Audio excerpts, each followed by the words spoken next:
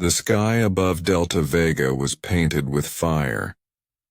The last battle had burned the horizon into red and black. Human ships drifted in smoke. Alien wrecks littered the ground. Sergeant Mason Hale stood in the middle of the ruins, his armor scratched and half melted, his pulse still echoing with the sound of war. The air smelled of burned metal and blood. He had survived too many battles, and each one left a piece of him behind. 15 years of fighting. 15 years of friends dying, cities falling, and stars turning into graveyards. Humanity had finally pushed the Xeran Empire back. System by system, planet by planet. The price was so high that victory no longer felt like victory. It felt like an ending that came too late. Mason walked through the broken streets of Delta Vega's capital. The buildings were nothing but bones of steel. The silence was heavy, broken only by the hiss of cooling plasma. His squad was gone, sent to chase the last of the aliens into the desert. He was alone, searching for survivors or maybe ghosts. He stopped when he heard a sound, a voice, soft but clear, coming from behind a fallen dropship. It was not human. It carried a strange tone, melodic yet commanding. Human. "Lay down your weapon."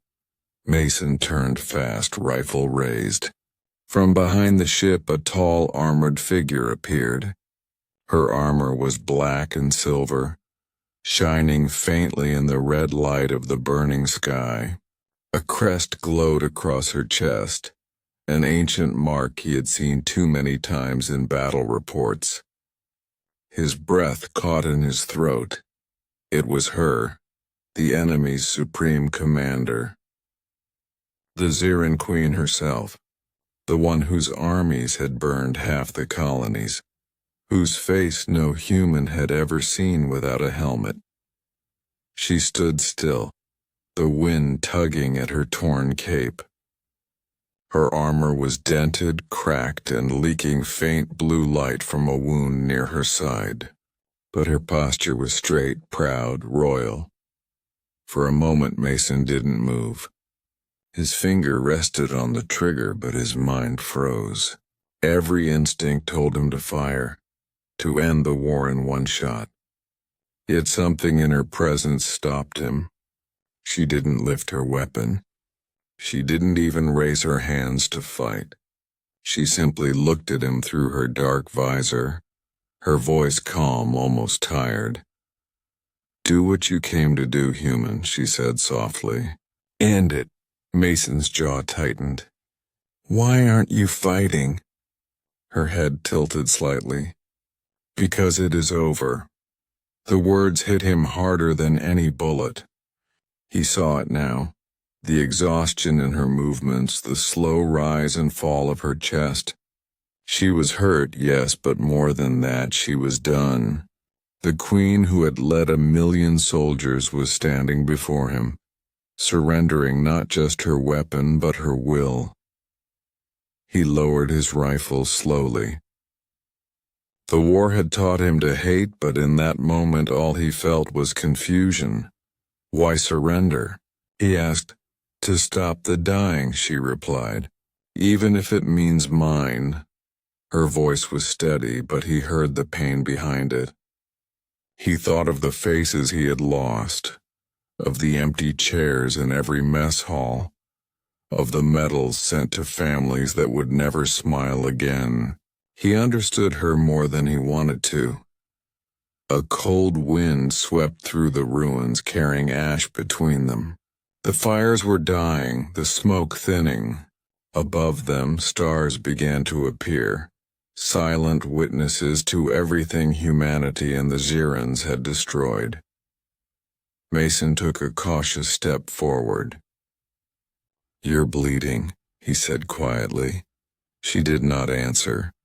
She only looked up at the stars, and for the first time he thought he heard something fragile in her tone. We fought for our worlds, she murmured, but none of us remembered why. Mason lowered his weapon fully. The war was over. Somewhere deep inside, something shifted. In the ashes of victory, a strange peace began.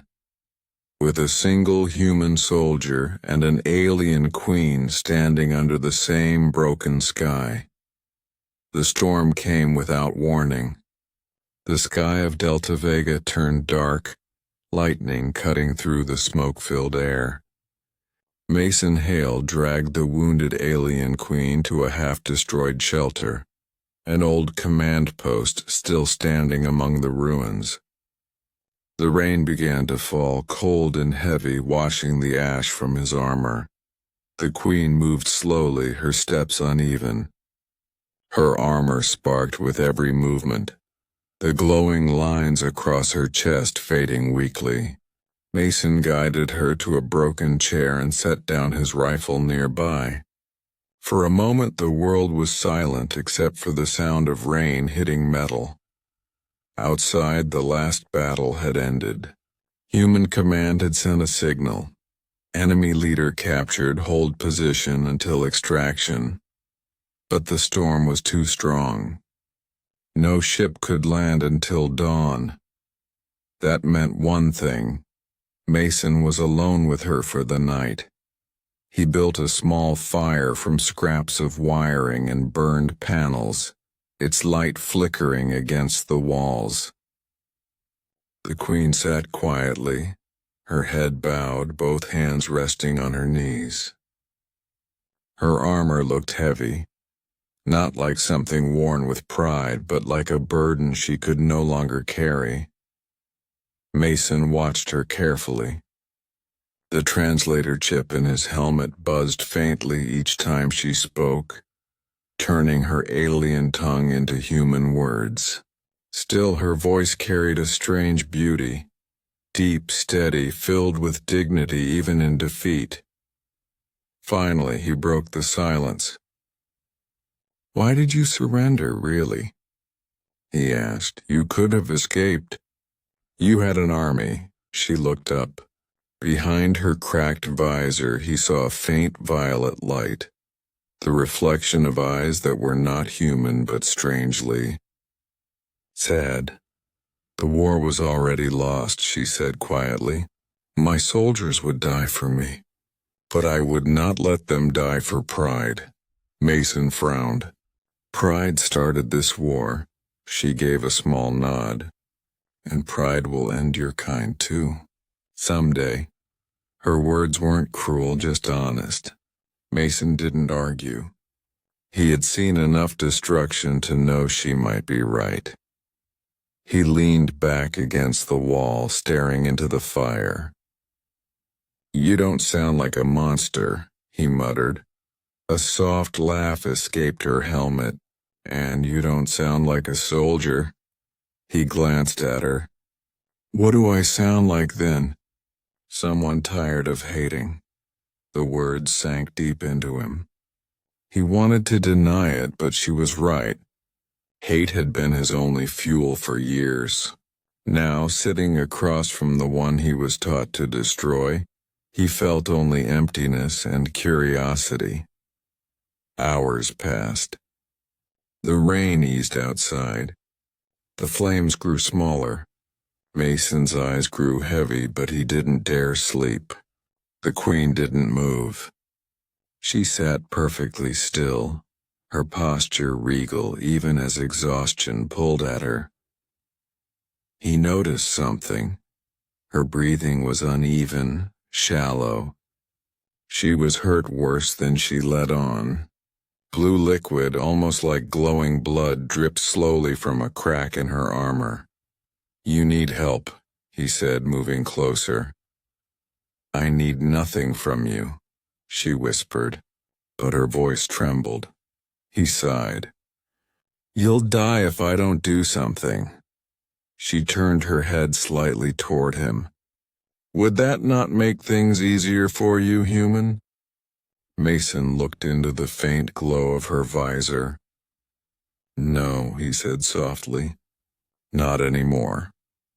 For a long moment, they just stared at each other. The human and the alien queen, two enemies who didn't know what to feel anymore. The silence between them was heavy but strange, like the calm before something fragile began to form. Finally, the queen spoke again, her tone softer than before. You risk your life for one who destroyed your people. Why? Mason thought for a while, then answered honestly, because someone has to stop the killing. If that starts with me, then so be it. Her head tilted as if studying him. Humans, she murmured almost to herself. So small, yet so defiant. The firelight reflected off her armor, making her seem almost human for a heartbeat. Outside, thunder rolled across the hills, but inside the ruined bunker, a fragile peace formed, a silence deeper than any truce. As the night dragged on, Mason realized something he couldn't explain. The Queen's presence no longer filled him with fear or anger. It filled him with something else, something dangerous, something human, and though he didn't understand it yet, that feeling would soon change both their fates forever. The night grew colder as the storm outside began to fade. The fire between Mason and the Queen burned low, throwing soft orange light across the room. The silence was heavy but not hostile anymore. It felt like two worlds holding their breath. Mason sat on one side of the fire, watching her carefully. The Queen, still in her cracked armor, had stopped speaking. She sat motionless, her glowing visor staring into the flames. Every few seconds she would wince quietly, her hand pressing against the wound on her side. The blue liquid still leaked through a gap in her armor, dripping softly onto the floor. "You're hurt worse than you think," Mason said after a while. "You need treatment." "I told you, human," she replied weakly. "I need nothing from you." He sighed. "You're bleeding through metal." "That's not nothing," she didn't answer. The firelight flickered across her armor, and Mason saw the way her shoulders trembled. Barely noticeable, but real. The proud Queen was in pain. He got up slowly and reached into his medical pouch. "I have a field kit," he said. "It's basic, but it'll help stop the bleeding." She turned her head sharply, her voice rising a little. "If you touch me, your people will call it treason." He stopped, then gave a tired half-smile. "Then I guess I'll be a traitor." For a moment she just stared at him. He could feel her gaze through the black visor. Finally she let out a long breath, the sound of surrender more emotional than anything he'd heard all war. "Very well," she whispered. "Do what you must." Mason knelt beside her. Her armor was smooth and cold under his fingers. He worked carefully, opening a few panels, sealing the leak with human med gel. The strange blue liquid mixed with it, glowing faintly. "Your body heals differently," he said softly. "Different, but the pain feels the same," she murmured. He looked at her, surprised by the honesty in her voice. "Pain is something we all share, huh?" She didn't answer at first. Then in a quiet voice she said, "That is why the wars never end. We all carry too much pain."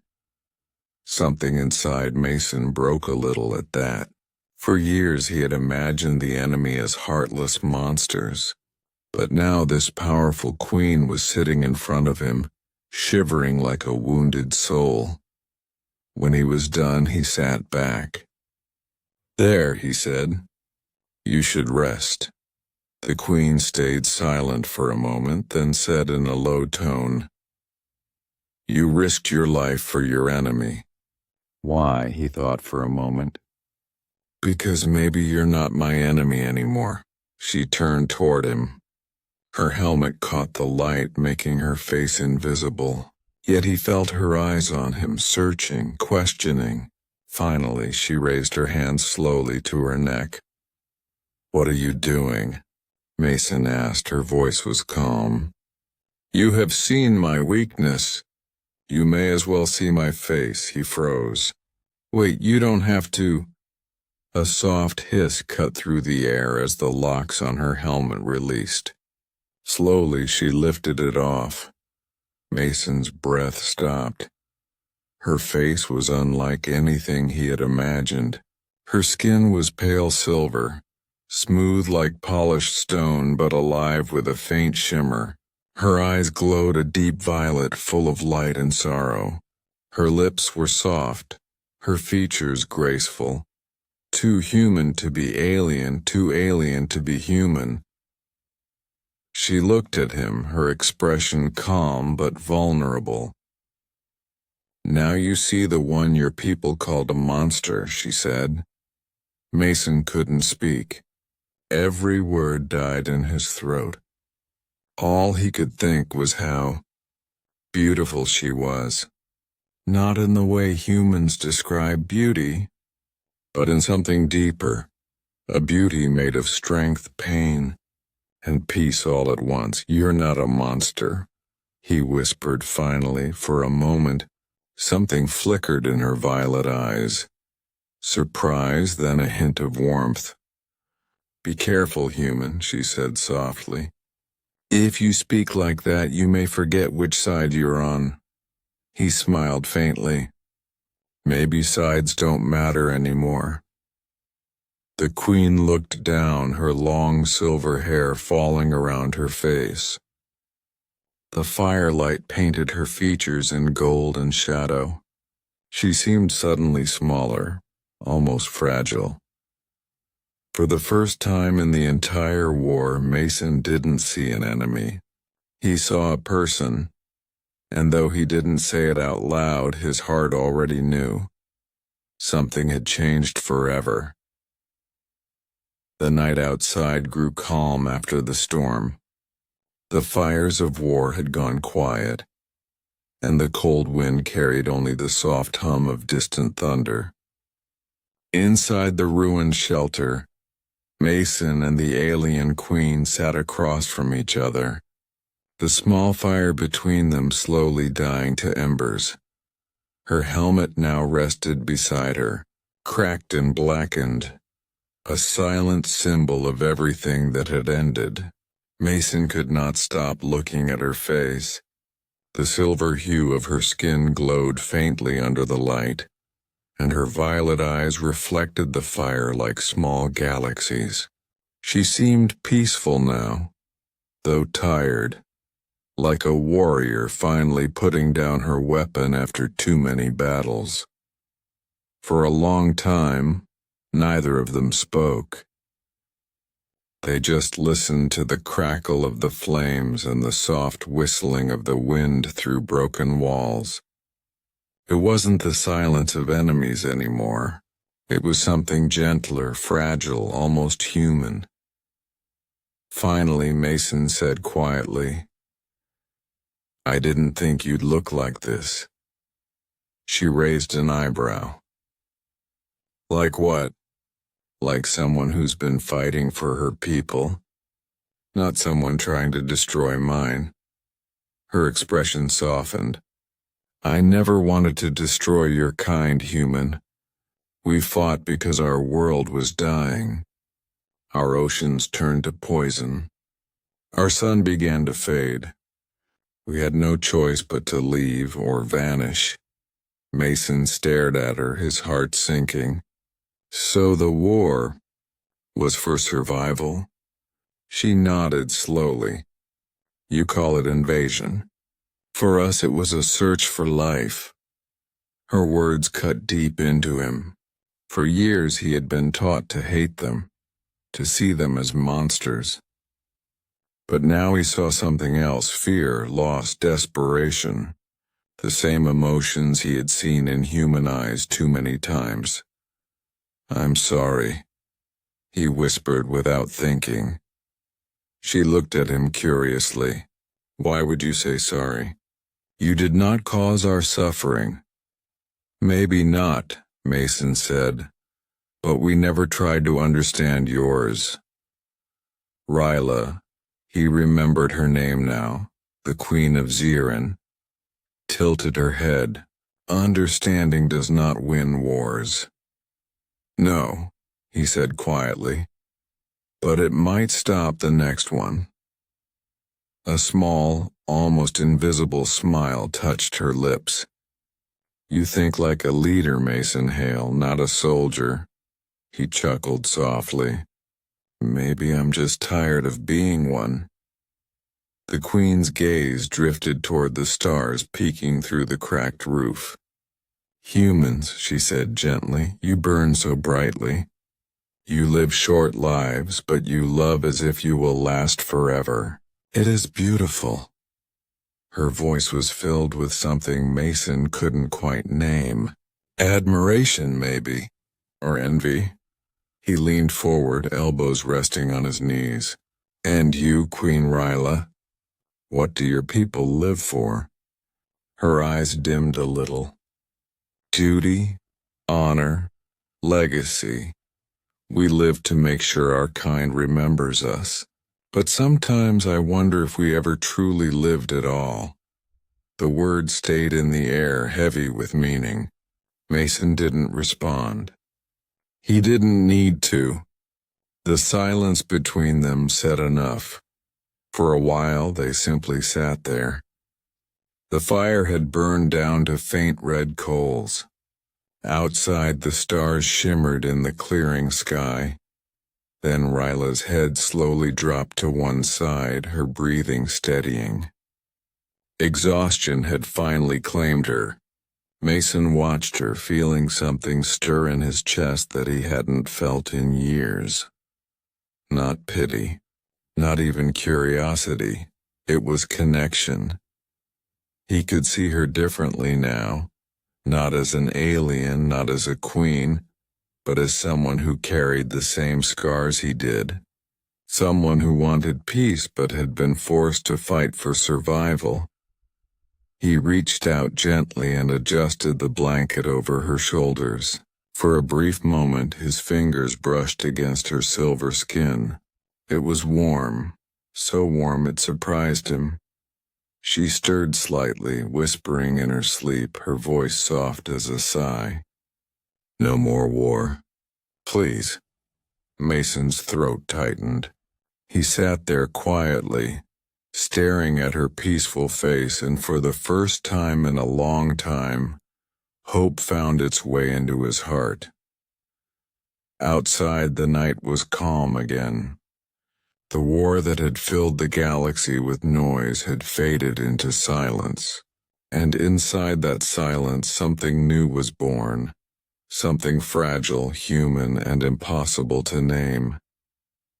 He looked at her sleeping form and whispered, "Rest now, Your Majesty. You've done enough fighting." And as the stars watched through the broken roof, the soldier who had once hated the enemy now guarded her, not out of duty, but out of something deeper, something he didn't yet understand. But soon, he would, because when dawn came, that silence would shatter, and their bond would be tested by fire. The morning came quietly, with soft golden light spilling through the cracks in the ruined walls. The storm had finally passed. The smell of wet ash filled the air, and the wind carried the distant cries of scavenger drones flying above the battlefield. Mason woke before the sun was fully up. The fire had died sometime during the night, leaving only a few glowing coals. Across from him, Queen Ryla was still asleep, her face calm and unguarded. Without her helmet, she looked less like a queen and more like a person, someone who had carried too much weight for too long. For a brief moment, Mason forgot who she was.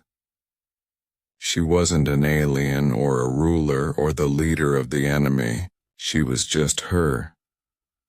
He watched her quietly, his thoughts tangled between duty and something warmer he didn't want to name. He knew what the regulations said. A soldier never lets emotion cloud judgment, but no amount of training could erase what he felt now. The radio in his ear crackled suddenly, breaking the silence. "Sergeant Hale, this is command," a voice said. "Extraction team en route. Hold your position. Do not engage. Reinforcements inbound." He touched his earpiece. Understood. When he turned back, Ryla's violet eyes were open, watching him. "Was that your leader?" she asked softly. He nodded. "They're coming for us." "For you, perhaps," she said, her tone unreadable. "My people will come too," Mason frowned. "Your army retreated. They won't risk another fight." She looked toward the brightening sky, her expression distant. "You underestimate loyalty. They would rather die than leave me in enemy hands." Before Mason could reply, the ground trembled. A low rumble echoed through the air, followed by the sharp whine of engines. He ran to the opening in the wall and looked up. Ships were descending through the clouds, not human, but Xiran. Sleek, black, and marked with the same glowing sigil that was once on her chest plate. His heart dropped. "They found you," he said. Ryla rose slowly to her feet, wincing as she moved. "I told you they would come." Human command came through again in his earpiece, their tone urgent. "Sergeant Hale! Hostile ships detected. Secure the prisoner immediately." Mason's mind raced. He looked at Ryla, then at the sky. He knew what would happen next. If the humans saw the Xiran ships landing, they'd open fire. The aliens would respond, and everything, the fragile peace between him and her, would be lost in another storm of blood. "Stay here," he said quickly. "I'll signal them to stand down." Ryla shook her head. "They will not listen to you. They are trained to protect me at all costs."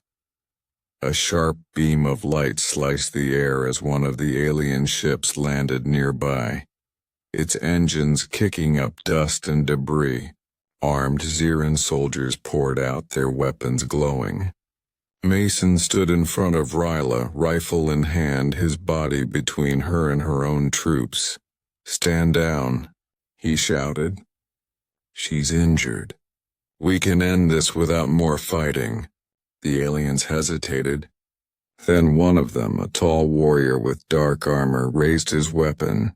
"Move, human," he growled in a deep voice. "You do not touch our queen." "I'm protecting her," Mason yelled back. "She surrendered. The war is over." But they didn't care. To them, he was the enemy standing too close to their ruler. Ryla stepped forward. "Stop," she commanded, her voice sharp with authority.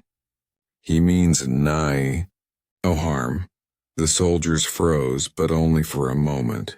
One of them panicked and fired. The shot hit Mason in the chest.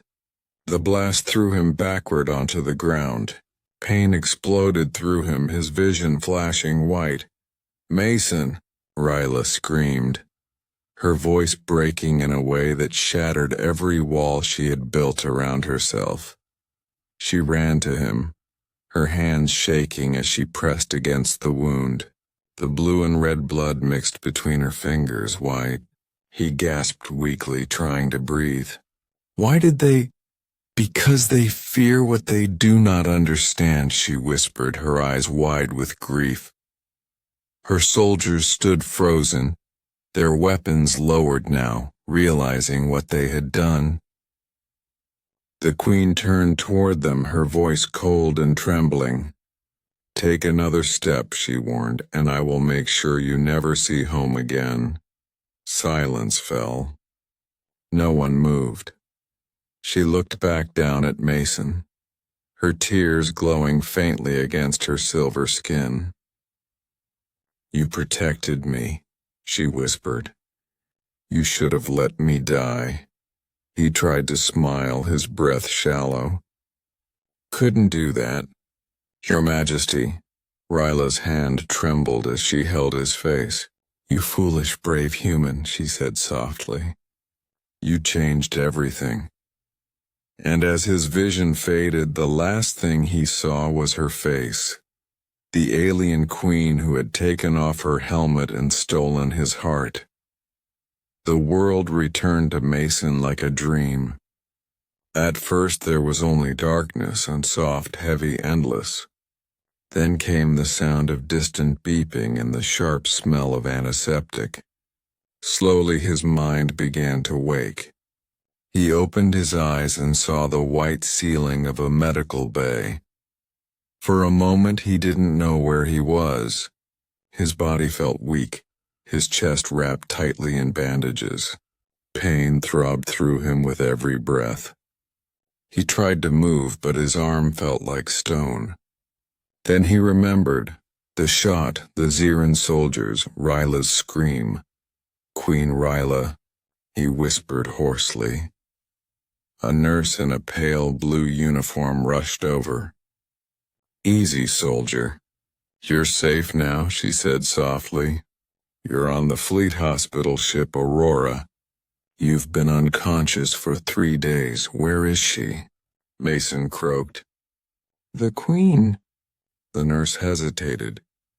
Rest, Sergeant. You've been through enough. But he grabbed her wrist weakly. Please tell me, she sighed, eyes soft with sympathy. She's gone. The words hit harder than the blast that had nearly killed him. Gone, he whispered. No one knows where, the nurse said. After the fight, her ships vanished from orbit. But before they left, they sent a message and to our command. What message? Mason asked, heart pounding. The nurse looked away. Just one sentence. The war ends now. Then she turned and left, leaving him alone in the sterile quiet. Mason lay there, staring at the ceiling. His chest hurt, but not as much as the ache in his heart. He remembered her face and the violet eyes that once looked at him not as an enemy, but as something else. He remembered the warmth of her hand, the tremble in her voice when she called his name.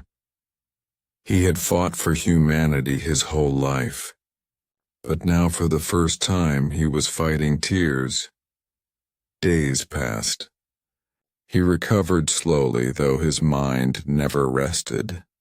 Every night he dreamed of the moment she was taken, her voice echoing through the chaos, her silver skin glowing under the firelight. He woke up each time with her name on his lips. Then, one quiet morning, a small sealed box was delivered to his room. The tag read, Property of Sergeant Mason Hale recovered from Delta Vega. He opened it carefully. Inside was a single piece of silver metal, smooth, curved, with faint markings. He recognized it immediately. It was a fragment of her broken helmet. Beneath it lay a folded piece of alien fabric, deep blue with threads of light running through it. And wrapped inside a small metal crest, the royal insignia of Xiran. Mason's hands trembled as he picked it up. There were words etched into the back, written in both Zyran and English. You gave me peace. Now I give you hope. Ryla, his breath caught. The world around him blurred. She had survived. She had kept her promise. Mason closed his eyes and pressed the crest against his chest. He could almost hear her voice again, calm, proud, filled with warmth. She ended it, he whispered. She really ended the war. Later, when he was discharged, Mason refused all honors and medals. He didn't want to be remembered for the blood he shed, only for the life he had saved, or perhaps the heart that had saved him. He left the military and chose a small home on a quiet colony world near the sea. There he watched the stars every night, waiting for one to shine violet, a sign that somewhere out there, she still watched too. Sometimes the sky shimmered in strange ways, like a ripple of purple light crossing the heavens. The others called it solar dust. But Mason knew better. He smiled softly, whispering to the night, "You kept your word, didn't you?" The sea answered with the sound of waves against the shore, and the stars above seemed to flicker brighter like they were listening. The war was over. The pain was fading, but her memory, her voice, her eyes, her touch, those stayed with him. Queen Ryla of Zyran had vanished into the stars. But to Mason Hale, she had never left at all, because love, once born in the ashes of war, never truly dies. Years passed. The galaxy slowly healed from the long war that had once consumed it. Worlds rebuilt, trade routes reopened, and for the first time in generations, children grew up without learning the sound of gunfire. Peace had come, fragile but real, and on a small ocean world called Halora 3, an old soldier named Mason Hale lived quietly by the sea. His scars had faded, but not his memories. The house was simple: wooden walls, soft lights, and a porch that faced the horizon. Each evening he would sit with a cup of tea and watch the twin suns sink into the water, painting the waves gold and violet. He had not forgotten her. He never could. Every night he looked up at the stars and wondered which one held her world. Sometimes he imagined her standing on a balcony of silver stone, looking at the same sky, whispering his name into the wind. The galaxy spoke of Queen Ryla of Zyran as a legend now, the monarch who ended the war with a single command. She had disbanded her armies, opened her empire's borders, and spoken before the Galactic Council about unity. Then she had vanished from all records. Some said she had died. Others said she had taken her fleet beyond the rim, searching for a new world. But Mason knew in his heart, she was still out there. One evening, as a soft rain fell outside, Mason sat by his window listening to the ocean. He turned the small silver crest in his hands, the royal insignia she had left him years ago. The light from the lamp caught the engravings, making them shimmer faintly. Then suddenly the crest began to glow. Mason froze. The light wasn't a reflection. It pulsed, slow, rhythmic, alive. He set his cup down and leaned closer. The symbol projected a faint hologram above it, flickering softly. And then he heard her voice. Mason. It was faint, distorted, but real. His heart stopped. The years fell away in an instant. Ryla, he whispered. Is that you? The hologram shimmered, forming the image of a woman, silver-skinned with eyes like amethyst fire. She smiled softly, the same smile he remembered from that battlefield long ago. If you are seeing this, her voice said, then my world has found peace. I have fulfilled my promise. The stars are safe again. Mason felt tears build in his eyes. Her voice was calm but filled with warmth.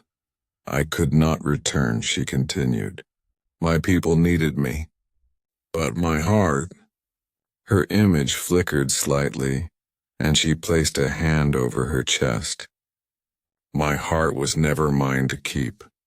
You showed me what humanity means, not just strength, but kindness. You taught me that love is not weakness, but the light that guides all living things. He pressed the crest to his chest, trembling. I never stopped thinking about you, he whispered. The hologram smiled again. Then we are both remembered, she said. For as long as the stars burn, I will look for you among them. The light began to fade. Her final words lingered in the air, soft as a breeze. Goodbye, my human, until the stars remember us. And then she was gone. Mason sat in silence for a long time, the sound of rain filling the room. He closed his eyes and breathed deeply, feeling both the ache and the peace within him. When he finally stepped outside, the storm had cleared. The night sky stretched endlessly above, filled with bright constellations. And there, just above the sea, a single star shone brighter than the rest, glowing faintly violet. He smiled, tears shining in his eyes. There you are, he whispered. The waves lapped gently against the shore as if answering him, and for the first time in many years Mason felt no loneliness. He felt her presence in the wind, in the ocean, in the stars. She had kept her vow. She had given him hope. The war was a story now, but love had become a legend. As the dawn began to rise, painting the sky in gold and purple, Mason whispered one last time into the morning light, his voice steady and full of peace. Goodbye, my queen, until we meet again, among the stars.